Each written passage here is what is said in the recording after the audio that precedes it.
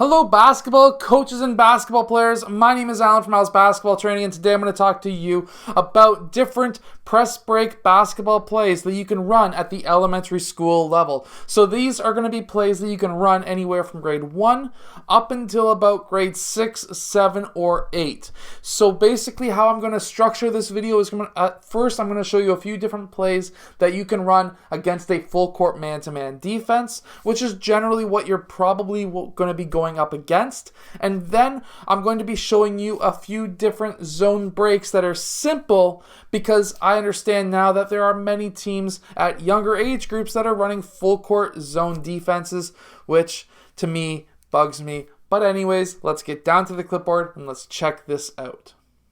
Okay, so first we're going to be setting up in a basic press break. We're going to have our bigger players down court. We're going to have our guards here, and we're going to have a forward who is going to be passing the ball in.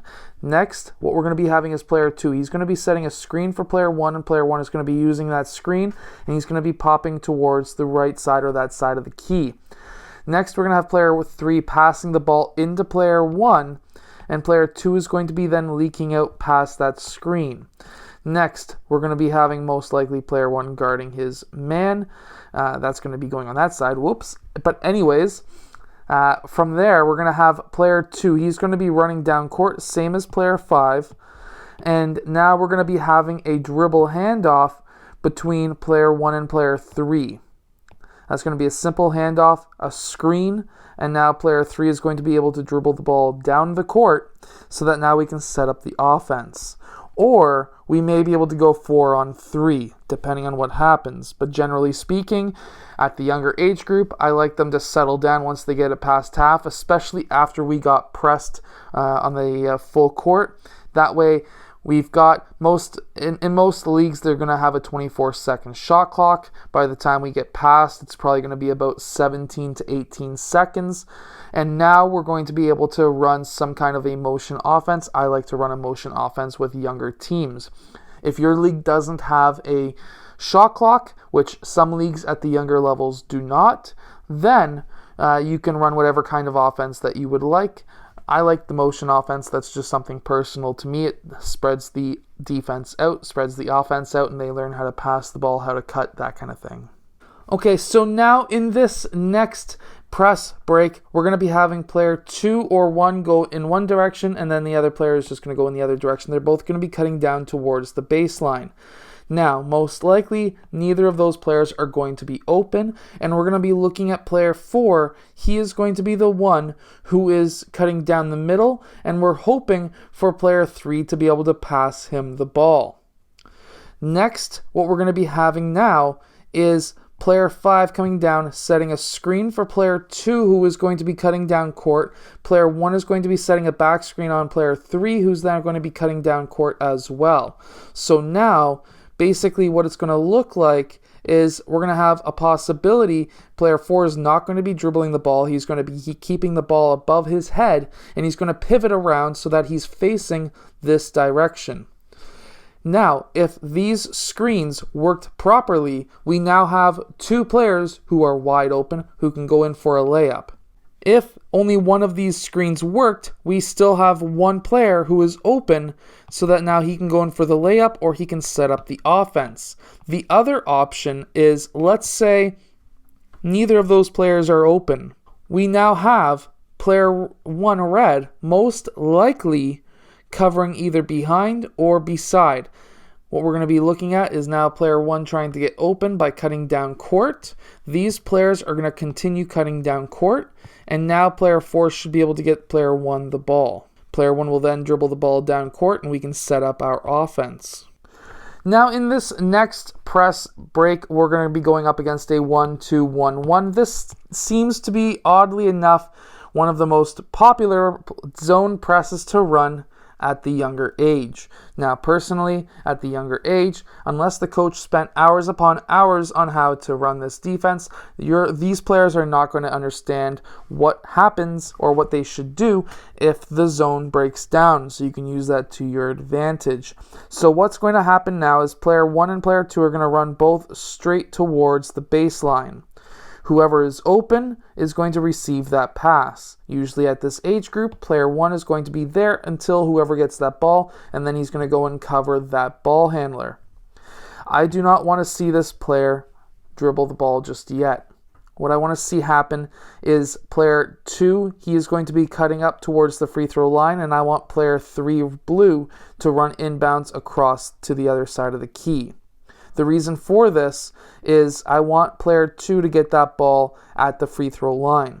If these two players do not all of a sudden collapse on player 2, I want him to take as many dribbles as he can without players around him. As soon as there's a player around him and they start trapping him, that's when I want him to pick up the ball and hold the ball. I do not want to see any risky moves. What's going to happen now is player red 1 is going to be coming down, and now we have collapsed the zone. He can now pass to players 3, 5, 4, or 1.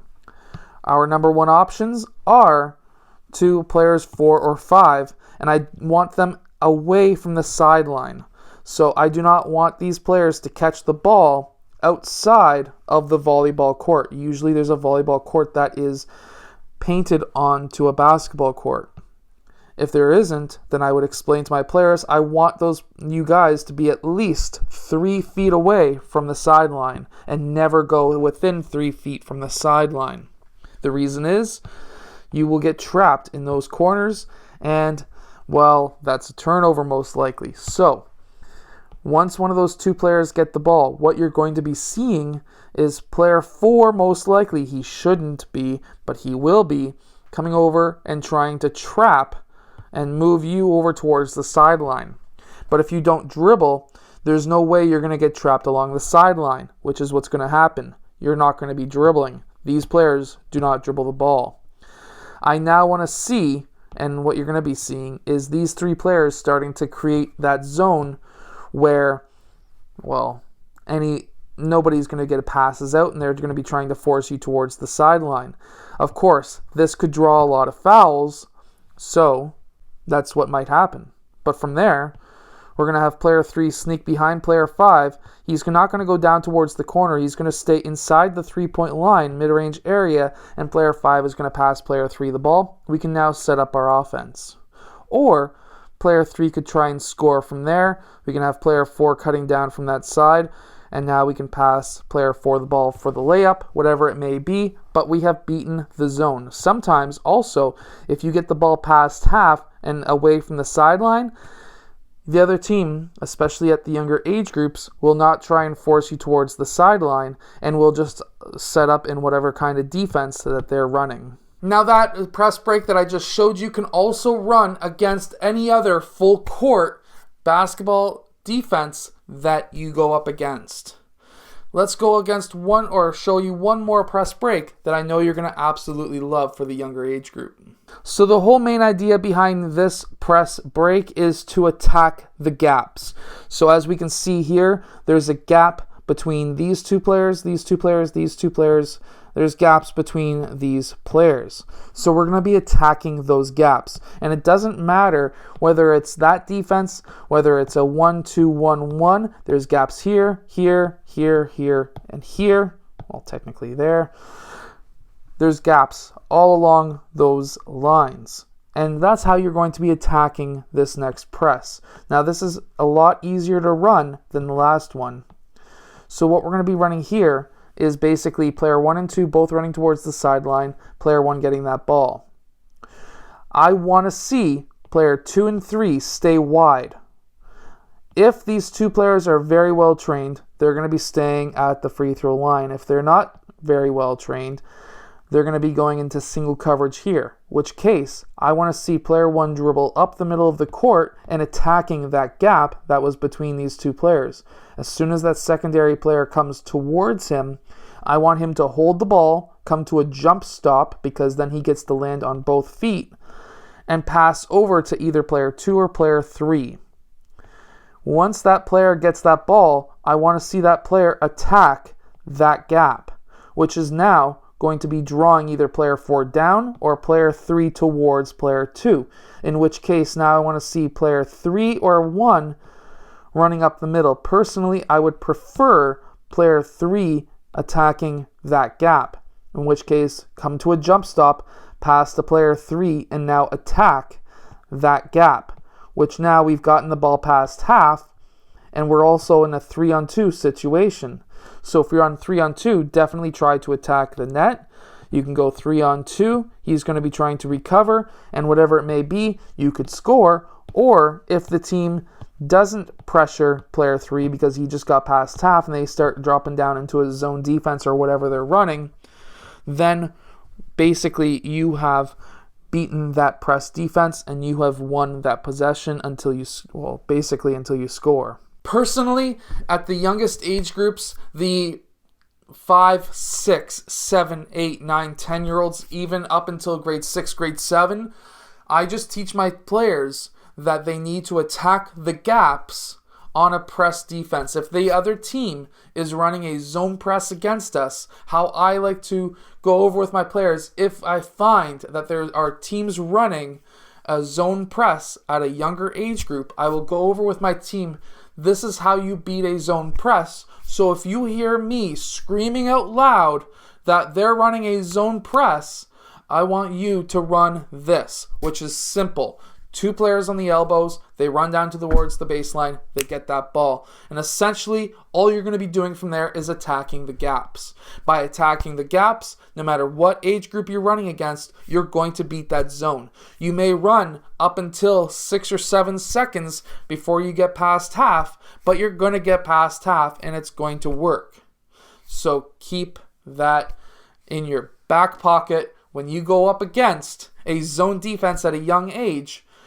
If they want to run a zone, they have to understand that the players, they haven't been running it for years. So you're going to be attacking the gaps and you're going to be really taking it to the other team so that they're not going to be able to full court press you the whole game, which is the idea behind attacking the gaps. I hope that you've enjoyed. I'll see you guys again later on today for the second video of the day.